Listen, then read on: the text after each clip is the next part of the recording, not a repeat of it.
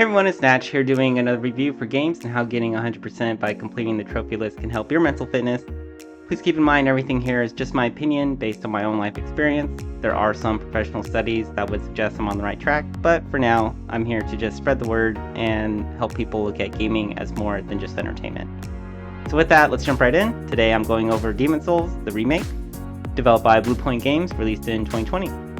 This is both a single and online multiplayer game, and an internet connection will be required to earn 100%. Before playing, I had heard of Demon's Souls before, with a lot of people saying they really enjoyed it.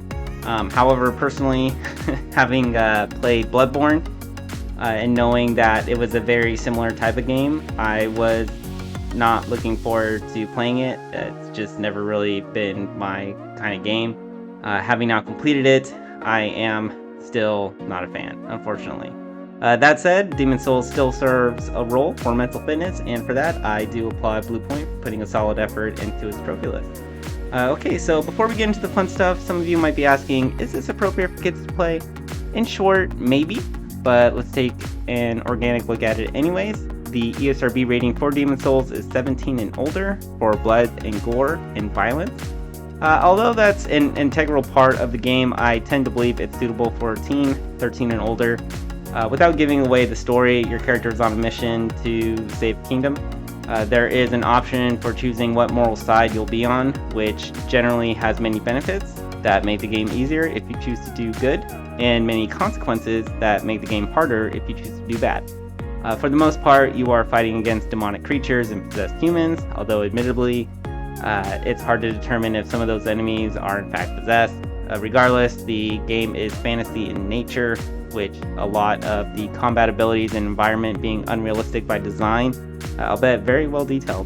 Essentially, the driving factor for me is whether what is found in Demon's Souls can be confused for what can be found and done in the real world. My answer is that is a definite no. Instead, it's clear that the developers intended the game to be enjoyed by an audience capable of appreciating a more mature fantasy type game than say something like Harry Potter, but still have minimal features that would promote violent tendencies in the real world. To the extent that would happen, the developers incorporated a moral compass, where the more decisions made that are bad, the worse and harder it is for players to move forward. So with that all in mind, even with blood, gore, and violence prevalent in Demon's Souls, I believe when looking at the game organically, it's fine for players 13 and older. Alright, so now you may be wondering just how long this will take to get 100%. Well, to be honest, a lot of that will depend on the skill set of the player. For me, I expected Demon's Souls would take me less than 21 hours to get 100%. I went above that, and mainly because I made mistakes which required additional playthroughs. So I do feel confident in saying that it would take any reasonable, or most players, at least 16 hours to get 100%.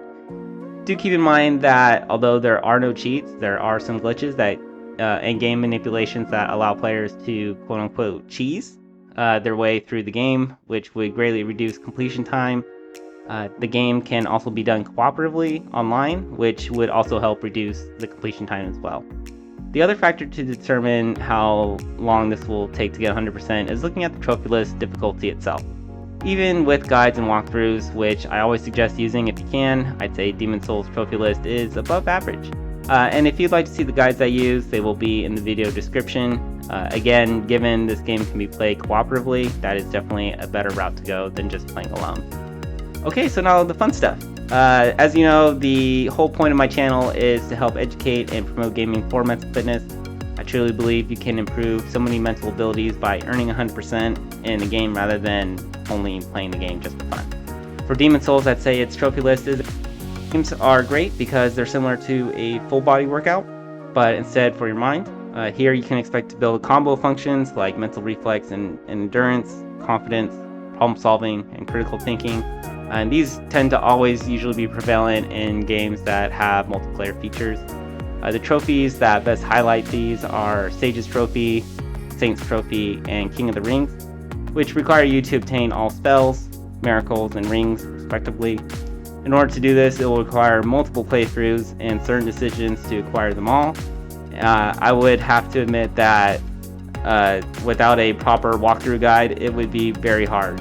to find all these, but regardless, it still takes a lot of effort in both planning and execution and how to obtain them. So, you got to keep that in mind when wanting your completion time as short as possible. And with that all considered, Demon's Souls also provides a teachable moment for thinking outside the box for how best to achieve goals in shorter times. And that really comes more into play when you are faced with a situation or task that you generally found yourself doing before in different ways with varying results. Games like these help train your brain to make more effective and time-saving decisions with your goals as you start doing or find yourself in situations where you have experience with that before. And before we call it a wrap here, let's talk a little bit about improvements. When I think about trophies that would have reflected Demon's Souls and have been helpful for mental fitness, it's a lot, to be honest. Where to even start? For starters, it would be tying trophies to all classes. The challenge alone for completing the game with every class would have really elevated Demon's Souls' value for mental fitness, as each character class has its different pros and cons. Also, speedrun or deathless run trophies would have been ideal, but maybe not for the entire game, but for certain sections of the game or levels. It also seems like the developers intended for the game to be played at least twice, and given the moral choices that can be made, I think it would have been beneficial to tie trophies to completing the game multiple times to attain quote-unquote true endings. Something like making bad or good decisions at the end 3 times straight, or a combination of them, which with each subsequent playing through changing the world differently based on those prior actions at the end of the prior playthrough. So, if you chose the bad decisions, the first playthrough, it makes the second playthrough even harder, and the third playthrough even harder, and then you get like true ending there, something like that. I would have expected that to award certain rings or souls, spells or miracles, rather than what was already in place. So yeah, there's definitely a lot of potential for future installments or series that I hope Bluepoint will consider. With that in mind, a lot of potential. Okay, that's a wrap. I wasn't a big fan of Demon's Souls. Again, these kind of games, they're just not for me. I tend to get, admittedly, I get pretty frustrated because I tend to always make just a very small mistake, and then that requires me to do an entire new playthrough. And it just annoys me. It's not, it's nothing, it's just a personal thing. But it is a great game aesthetically, and I would recommend playing it if you're looking to get a mixed mental workout. For me, Demon's Souls really helped me build critical thinking. And if you'd have questions about this game or mental fitness, or just want to share experience with Demon's Souls, feel free to leave a comment or message me. I will do my best to answer any questions in a reasonable time. Alright everyone, that's another review in the bag. If you want to watch me play live and even join in on my multiplayer games, follow me on Twitch. If you'd like to hear more about mental fitness, my game previews and initial impressions, then go on over and follow my Instagram. If you'd like to help choose what games I should play next, or guess how long my next game will take, you can do that over on my Twitter/X. That's where I do my polls, so keep a look out there.